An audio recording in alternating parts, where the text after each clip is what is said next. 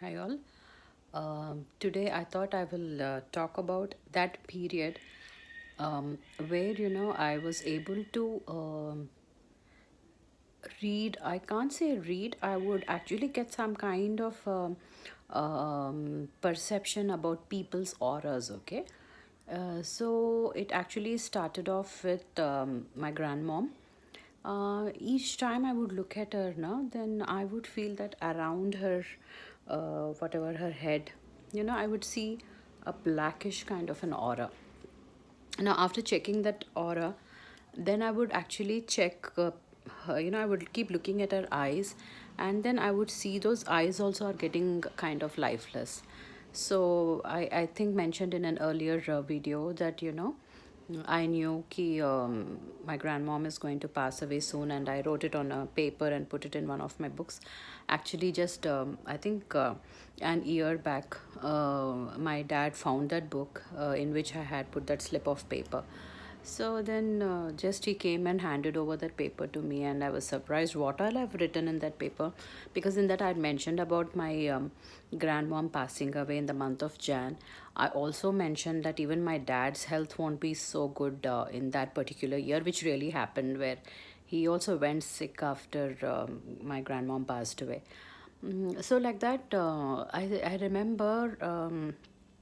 I was in this meeting when I was working with NIT. We had this meeting with the marketing head, and we were like almost 15-20 ladies sitting in that boardroom, and we were discussing strategies about how to go about with the sales of that particular month. Now, I was sitting there, and suddenly I saw one of my colleagues and a very good friend of mine. I just happened that when I looked at her again, I saw that kind of a blackish aura.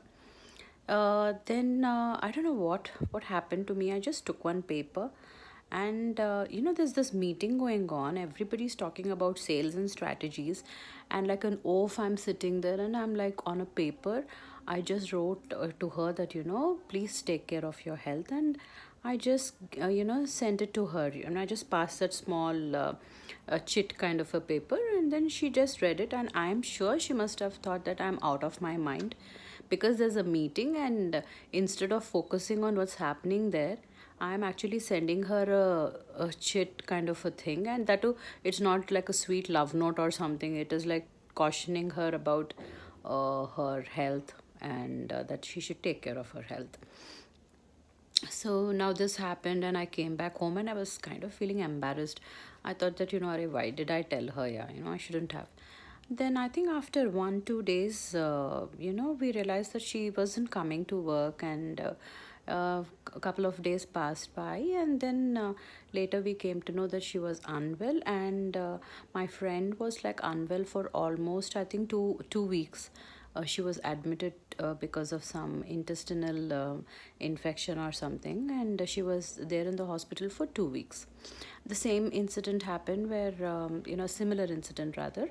Again, it was like evening time, and one of my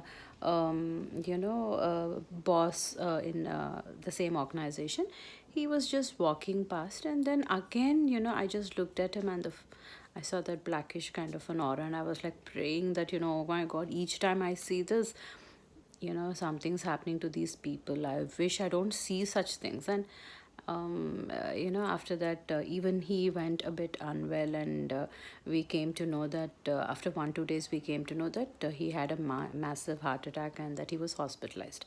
Luckily, nothing happened to them, but the moment I would see that kind of a blackish aura, it was like bells would ring somewhere, ki those people are either gonna fall sick, or maybe they don't have enough of lifespan.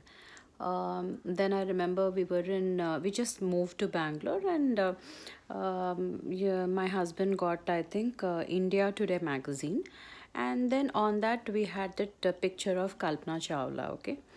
And then I was just in the drawing room. I just looked at that magazine, and I said, "Oh, in such a young age, this girl passed away. How sad." And then my husband looked at me, and he said, "Do you know what you've told? Are you out of your head?" I said, "Why?" Again, I told the same thing, There's no life in her eyes, poor girl. Such a young age, and she's no more. And then he said, "Hello." she is going to the space, and then there's an article on her. I found the book interesting, so I got it home. Then I said, "Acha, okay, okay, are I don't know why I said that, yeah, but I don't know, when I look at her eyes, I'm just feeling that there's no life in her eyes." And then I think we got the news that unfortunate incident happened, and she passed away. We all of us know about that episode, right? So like that, that was the time where I was able to read auras and perceive how people's health will be and stuff like that. And after that, one of my uncles, he's no more, but he was a major pranic healer, okay? So he was one day healing my dad because my dad had some issues with his heart. So he was healing dad, and I was just passing by. So uncle just told me that, you come sit here, close your eyes, and you tell me, as I'm doing that pranic healing or whatever, you tell me what colors you're seeing. I said, okay, that's not a problem. I thought, actually I was not familiar with this pranic healing. I thought, okay, let me give it a shot. So he started healing daddy, and then I just sat there, and I actually really, I really started seeing some colors. And I told uncle, every 5 minutes those colors were like changing. Whatever it is, I kept telling my uncle ki abhi I'm seeing this color, then this color, and all that, and I forgot about that incident. Now after a week or 10 days, the same uncle, he got some top guys from that pranic healing center, and he introduced me to them, and he said that, this is the girl I was talking about. She's able to see the colors of the aura. I didn't know that it's a big thing in pranic healing. Seriously, I didn't know much anything about pranic healing. So then those people, they kind of asked me to become a pranic healer myself. They said, we will introduce you to the course. Why don't you take this up seriously? You can be a good healer. Then I don't know, I just called up Guruji, and I told him that these people want me to take up pranic healing as a serious thing, and start working on it and start learning those techniques and all that. So immediately Guruji said that, pranic healing, you want to do pranic healing? You've done that many many years and many many births back. You were a good healer, in I think 4 5 births before this. So you've already tried and tested all these things. So why do you want to go in a reverse direction? That is not meant for you. Pranic healing is not meant for you. So don't take a reverse direction to places where you've already been and you've tested and all that. So this is not for you. Then I said, okay, if you feel that this is not for me, then I'll not do it. There's no point, because I don't remember anything about my past birth or whatever. So he said that, this birth, whatever you've taken, this is meant for only one purpose, and that is realization, or self enlightenment, realization, whatever. So he said, now your entire energies have to be focused on this. These predictions, I used to predict a lot, and I told you, people started flocking around. So Guruji said, no, no, no predictions.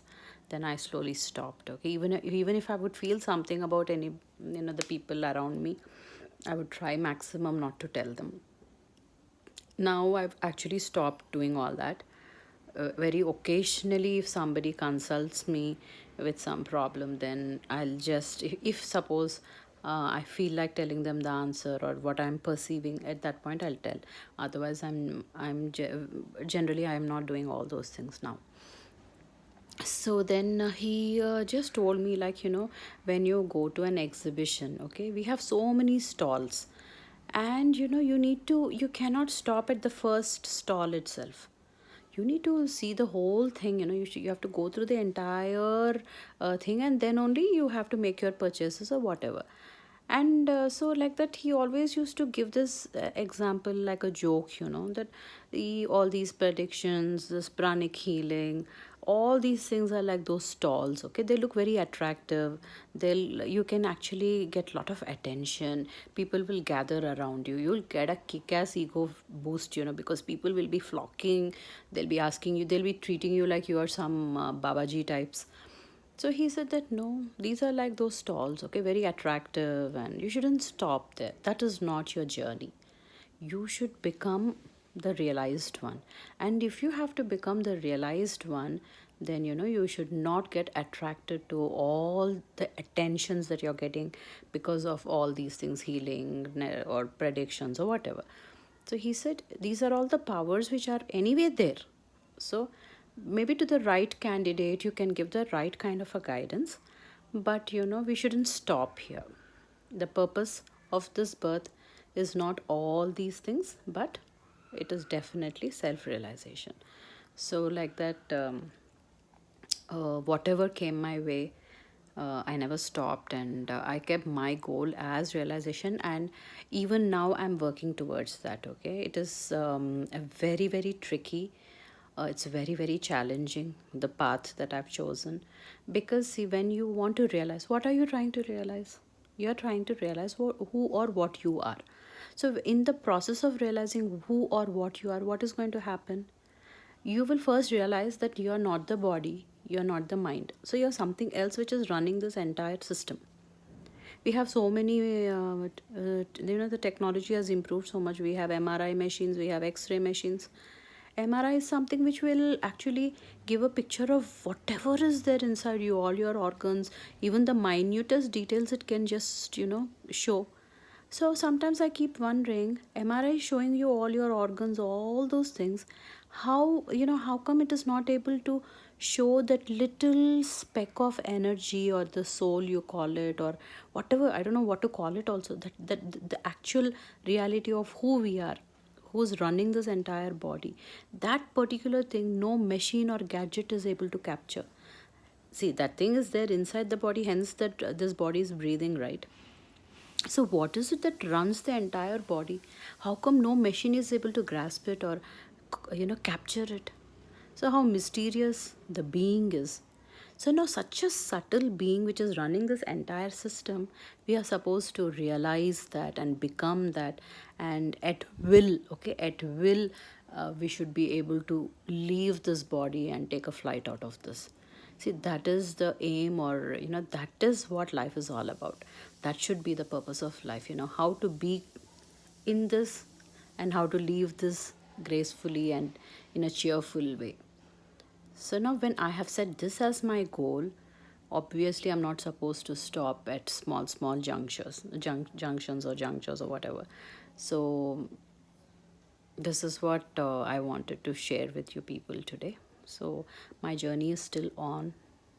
I'm really working hard, and there have been many, many scary moments. There have been many, many irritating moments. Whatever it is, I'm just taking one step, and with the grace of the Guru, and with my sincerity, whatever sincerity I have within me, whatever thirst I have within me, I'm hoping that one day, someday, I will maybe realize the divine or the ultimate. Jai Gurudev.